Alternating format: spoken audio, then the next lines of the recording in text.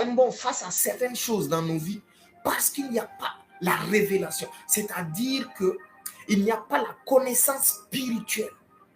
Parce que la révélation émane de l'esprit. La révélation est la transmission de la connaissance du Saint-Esprit à notre esprit. Et c'est pourquoi dans 1 Corinthiens 2, la Bible a décrit cette forme de connaissance.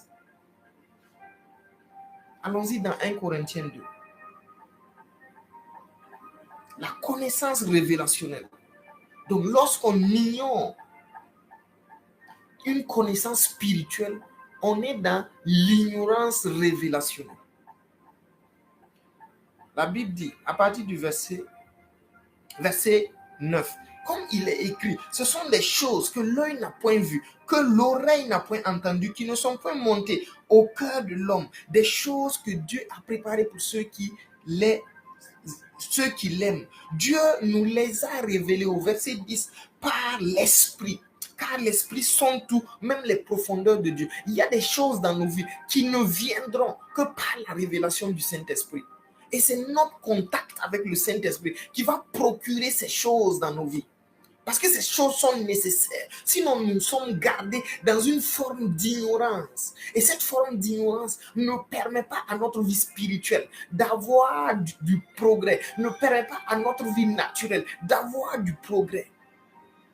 Donc la révélation de la parole de Dieu par l'Esprit, la révélation des choses spirituelles par le Saint-Esprit est nécessaire.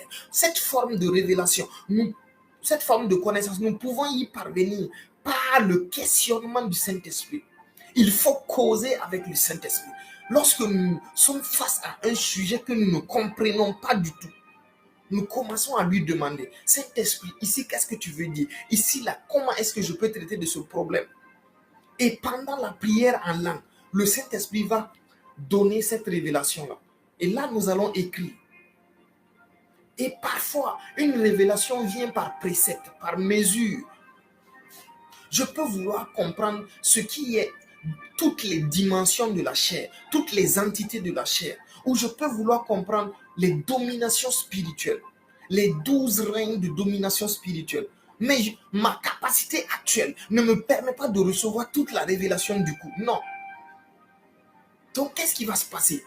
Je pars au lieu secret aujourd'hui. Je suis en train de prier en pensant à la chose ou en ne pensant pas à la chose. Comme j'avais déjà demandé au Saint-Esprit, il commence à m'enseigner cela. Si je veux la révélation de la fin des temps, selon la perspective de Dieu, je prie en langue et je demande au Saint-Esprit, Saint-Esprit, je ne comprends pas la fin des temps. Donne-moi cette connaissance-là. Donc, au fur et à mesure que